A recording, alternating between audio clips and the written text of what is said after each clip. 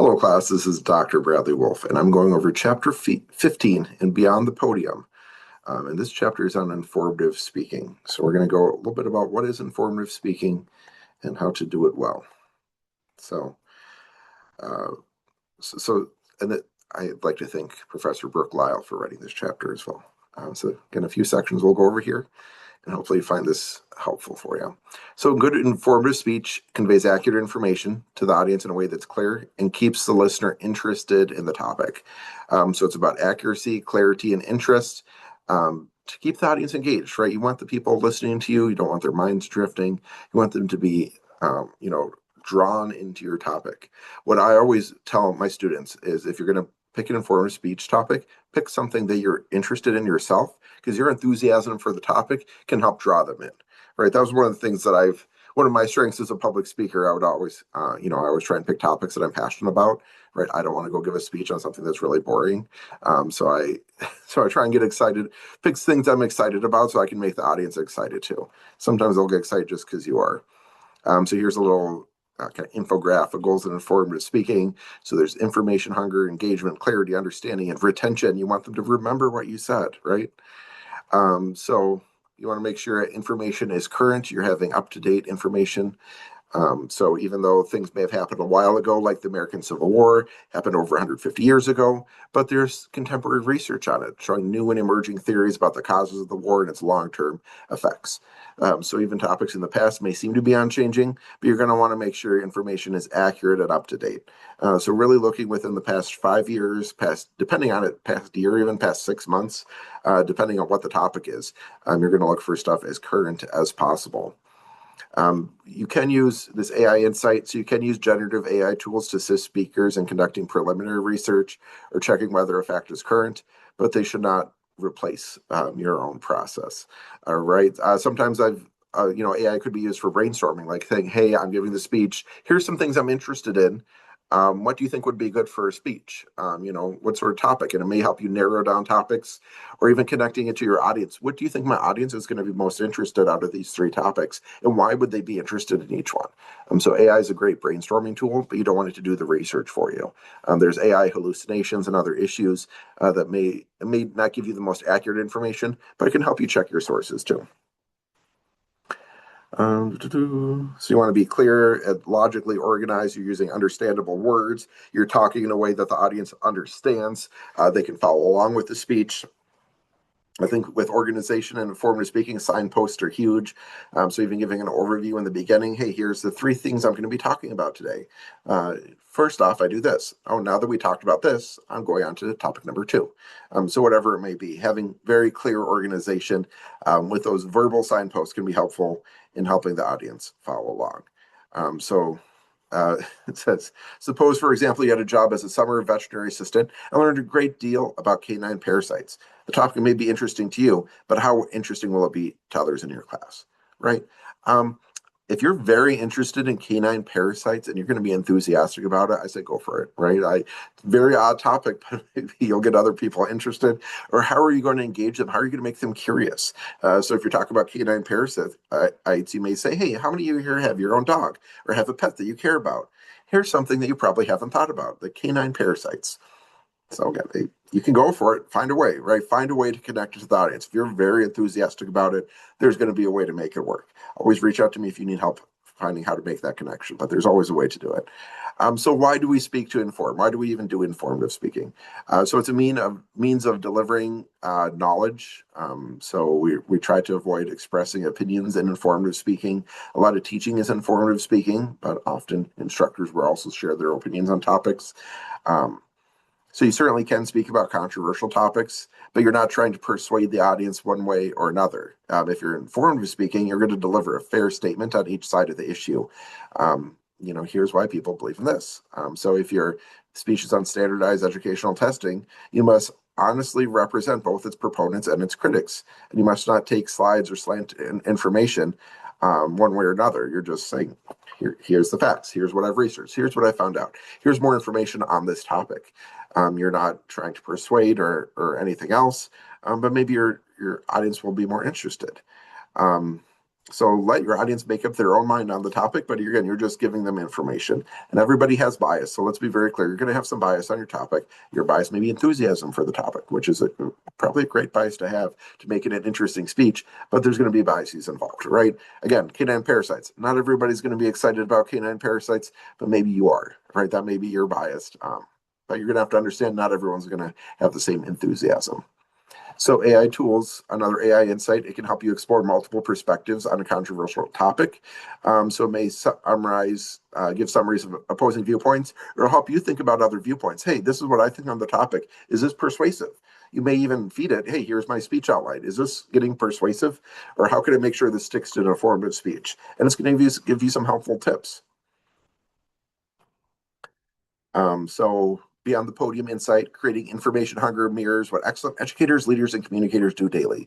So you're going to spark curiosity that motivates people to learn more, especially if you're just giving a short speech. You're not going to be able to talk everything about the Civil War or canine parasites or whatever it may be, but you're going to hopefully get the audience interested. Hey, I want to learn more about that. That's why I tell one of the good takeaways you could have in conclusion. If you want to learn more, go check out this book or this website or follow this source on social media. So more things about this pops up in your feed, right? There are a variety of ways to draw the audience in and give them a takeaway on how they can learn more. So you want to make information clear and interesting for the audience. So you can use descriptions, the casual analysis, categories, and you want to create a picture in the mind of your audience. So you can describe physical realities, social realities, emotional experiences, context, consequences. You may describe the mindset of the town of Salem during the witch trials, right? You could do an analysis to see what thing may have caused another thing, and really think about it. But again, bringing these topics to life. So when you're informing the audience, you want the quotes, the sources, the information, the facts, the data, and you want to bring that in and mix it up with some anecdotes, right? Some perspectives. You can share your personal experience. Why is this interesting to you? What experience do you have with the topic, right? What drew you into this topic? Why did you pick it in the first place? Right? That may help the audience relate more to it or see where you're going with it.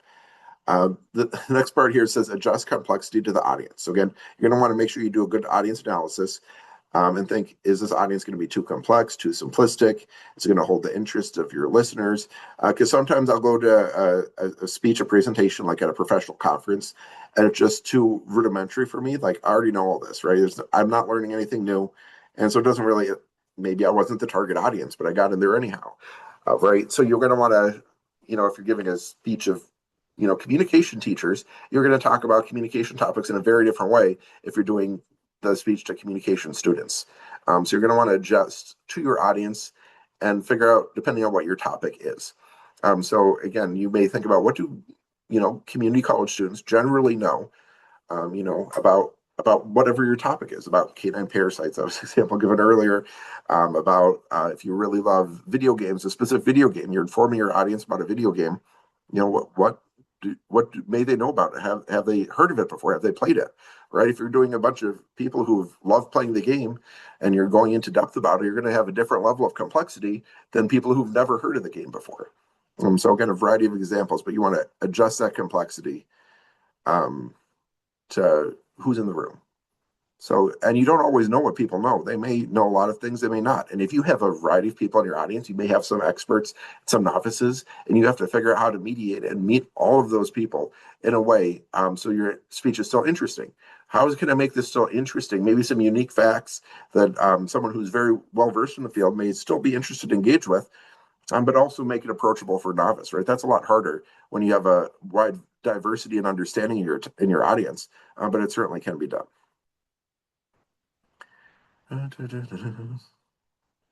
Okay, next section here, avoid unnecessary jargon. So at a highly specialized topic, limit how much technical language or jargon that you use. So jargon's just technical language. So loading a speech with a lot of specialized language has the potential to be taxing to listeners. You can translate your meetings, you can throw out a bunch of definitions, but it's just easier to avoid the terms. So if there is a key term that's very important for you to use, give the term and define it. But I probably would limit yourself just to one. Like in a 4 to 6 minute speech, you don't want 3, 4, 5, jargon terms that the audience is not familiar with. That's a lot of definitions to be thrown at them. But if there's one one term in specific that's very important, you certainly can put it forward.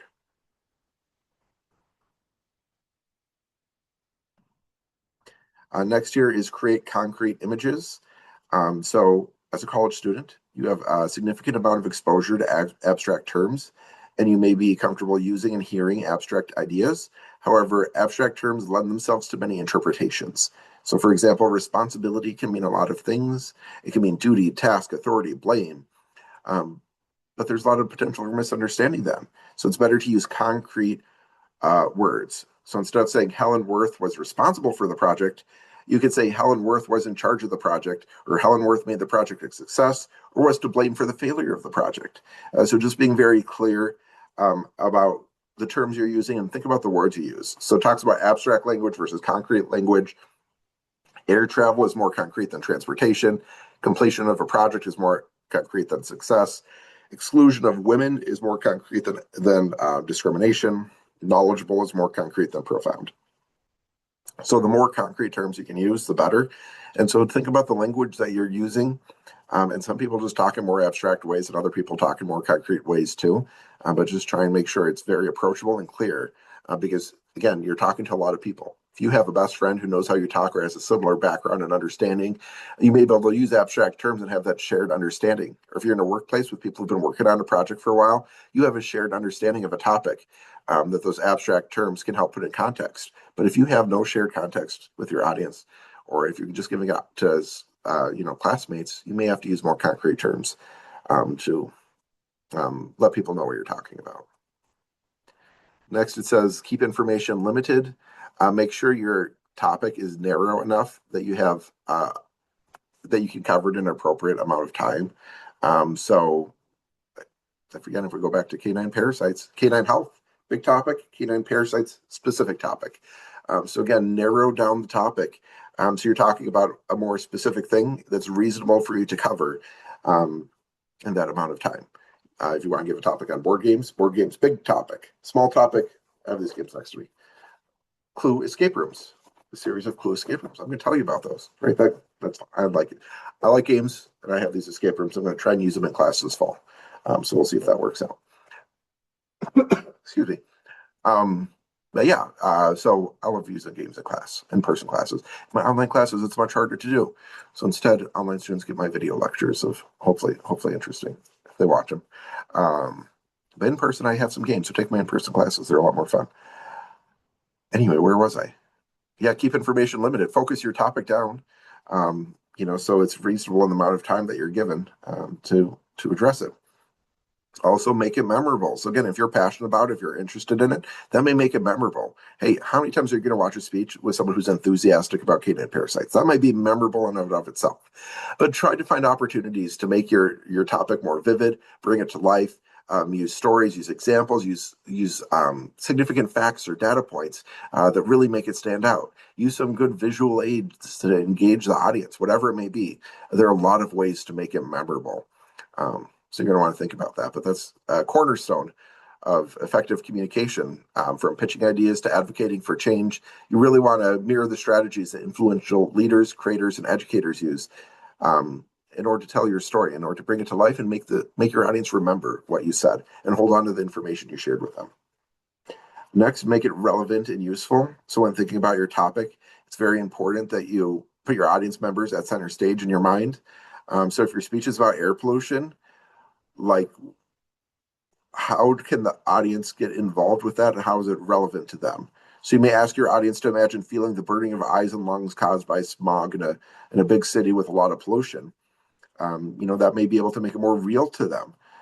It may have happened to them if they've traveled to a larger city on some occasion that had a lot of pollution. So if your speech is about Mark Twain, instead of simply saying he was famous during his lifetime, okay, what's that mean? Remind your audience that he was so prominent that their own great-grandparents likely knew of his work and had strong opinions about it, right? So connecting the topic to the audience specifically.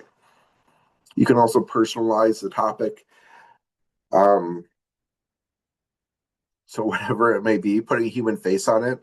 You can reference a human subject by name. Again, finding stories of somebody involved with the topic. If you yourself are connected to the topic, share that, right? Share your own connection to it. That makes it a lot more interesting to listen to. Say, hey, my classmate is talking about this because it relates to their life, right? That's more interesting than you just saying, oh, I generically picked a topic out of a hat or whatever it may be. Hopefully you don't pick your topic out of a hat. Find something that you're engaged with. So here's a try it exercise. You can make an informative speech clear and interesting. So it has some instructions. They can drop stuffing in the different blanks, and go ahead and do that on the textbook if you get into it. But otherwise, I'm going to move on to 15.2, types of informative speeches. So there's different types of speeches. There's informative, persuasive, and speeches to entertain. And there are different types within each of those categories. So informative speeches, we can look at these different ones. So objects. So the term object may encompass many topics we may not ordinarily consider to be things. It's a category that includes people, institutions, places, substances, and inanimate things. So you could talk about mitochondria, dream catchers, sharks, the Hubble telescope, Seattle Space Needle, whatever it may be. It has a whole list there of organizations, things that you may just share about as an informative speech. It will likely be necessary to narrow your topic about an object because you can't say everything in a single speech. You can't share everything about medieval armor in a speech, but you can, again, more specific. Again, this is what you're really looking for a thesis statement. Your goal is to inform the audience about the role of soy inks in reducing toxic pollution. I'm not familiar with that. It'd be interesting hearing more. To inform the audience about the current uses of the banned insecticide DDT.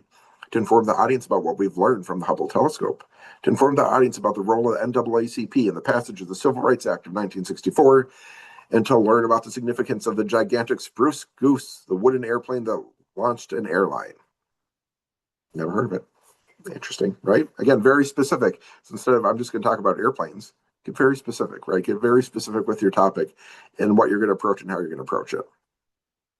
So the first one was what they call objects. Yeah, objects. Next is people. So specific people, all sorts of roles. So you can do the Dalai Lamas, astronauts, Aristotle, the Hemlock Society, Sonia Sotomayor, Jack the Ripper, Thurgood Marshall, Madame Curie, whatever it may be. But you're going to, again, be more specific than just saying, I'm going to give a speech about Mahatma Gandhi. You may say to inform the audience why Gandhi was regarded as Mahatma or great heart, or to inform the audience about the extensive scientific qualification of modern midwives. So again, be very specific about, okay, that's a person you're going to talk about, but what are you going to talk about that person? Next is events. So an event is something that only occurred once, or an event that is repeated. So the murder of Emmett Till, the Industrial Revolution, the Bikini Atoll atomic bomb tests, the Bay of Pigs, Super Bowl, Academy Awards. But again, I'm going to talk about the Academy Awards for 46 minutes. There's so many things you could talk about. But you can be more specific to describe how the Industrial Revolution affected the lives of ordinary people, to explain how the murder of Emmett Till helped energize the civil rights movement, to inform the audience about the purpose of the Iditarod dog sled race. So again, you're going to want to, again, thinking about these thesis statements, inform, describe, explain. You're not trying to persuade the audience. You're just trying to change their mind. You're just telling them about the topic. So when you're picking a topic, again, you're just informing them, right? So you're not trying to get them to change their mind about something. You're just giving them information about a specific topic. So this next one, different types of organization patterns. So we're going to go over chronological, spatial, causal, topical.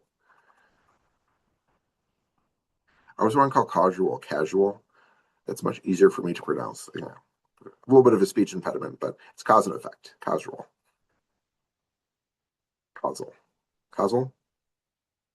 Maybe I'm adding a syllable in there. That's why it sounds weird. Causal. You tell people have learned a lot from reading and not talking or listening when they mispronounce words, right? It's not bad to mispronounce words. But again, as a public speaker, if I may sound like a weirdo, if I keep saying casual and you think it's causal sounds better now that I'm saying it. I'm adding a syllable. Okay. Good to know. See, now I look like an idiot giving this speech on public speaking when I'm making myself look poorly. Lose my credibility because I can't even say the word. But a speech impediment. I want reasonable accommodations. Okay. So they're not even giving more about it. I'm looking for the more information and just talking while I'm giving more information about these speech patterns, and they don't have more information about it. Okay. So the chronological speech patterns, when you're doing things in chronological order, I thought there'd be like paragraphs about this. I was looking for it. So if you're doing like an event in time or somebody's life, it goes just in the order in which the events occurred. Spatial is about it could be geographical, about how a space is organized, or even if you're giving hey, I'm going to give a speech on Ridgewater College. Here's where the entrance is. And you walk around here, next is the commons, and then the admin, offices, or you're going to do it based on how it's physically organized. The cause and effect pattern. Let's do it that way. Causal, cause and effect pattern. Here's the cause, here's the effect. Goes from one to the other. And then there's the topical. So based on topics. Again, this is very general organization. Here's topic A, topic B, topic C. If it doesn't nicely fit into the other ones, topical is pretty generic and easy to do.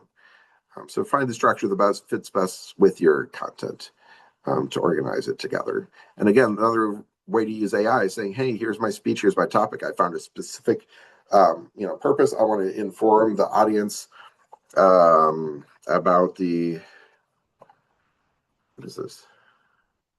Swing line staplers. That's my very specific topic. I'm informing you about staplers. What organization pattern would be best for it? Do I want to use a chronological to talk about how the stapler was developed over time in the process? Do I want to use topical? What are the main topics that I should choose when thinking about swing line staplers? Ask AI about how it could look differently in different organization patterns and pick what looks best to you. So next here we have concepts. So concepts are another type of topic for an informative speech. You could talk about honor codes, autism, karma, wellness, bioethics, social equality. I'm going to give you a 6-minute speech on social equality. Huge topic. Let's narrow down the topic. So I'm going to explain Dr. Stephen Cernovic's 7 categories of fairness. I'm going to show the resources available at our local school system for children with autism. I'm going to describe the Hindu concept of karma. So again, being very specific and narrowing it down.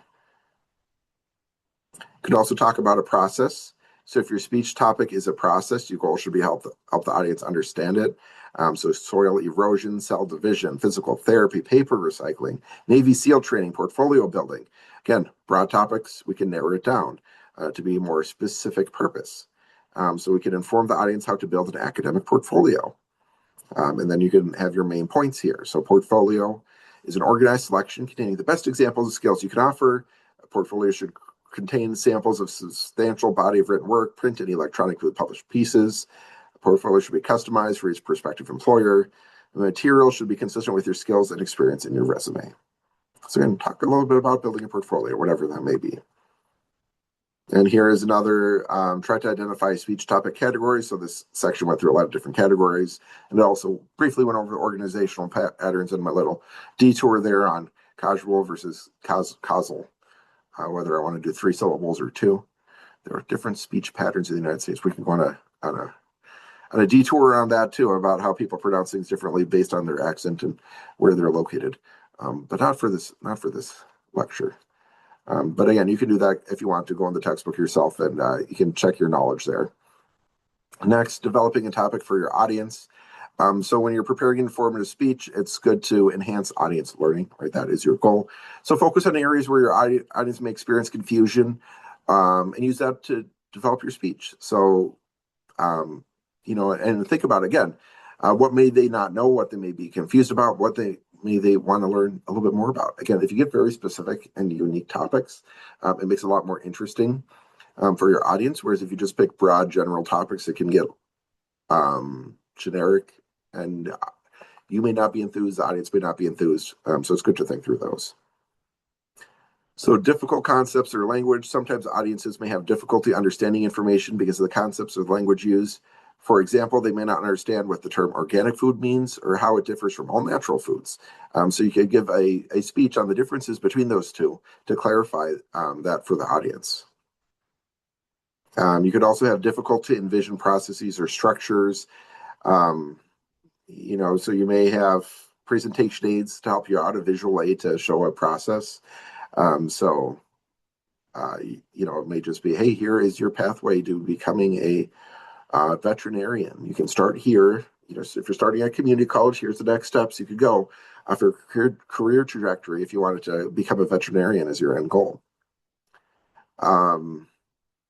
If it's difficult to understand because it's hard to believe, you can also think about using it as a transformative explanation to get the audience to understand why this theory or idea is plausible and why it exists. Why does penicillin exist in order to treat infections? What causes malaria? And talk about how science has proven it, and think about the proof as a scientific way of thinking. Then there's ethics. Ethics is important in all that you do. So make sure you're honest and credible in your presentation.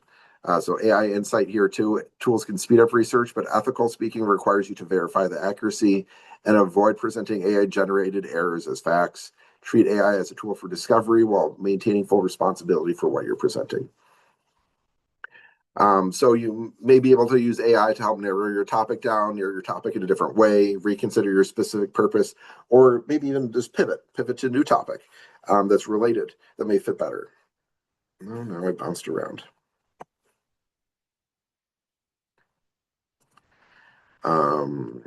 So again, if you want to use this framework, you can, again, do this little exercise here. Was I at the end? Make sure, yep, there's ethics. Didn't miss anything. Conclusion. We're on the conclusion of informative speaking. So informative speaking asks you to do more than just assemble facts. It actively requires you to guide your audience towards a clearer understanding.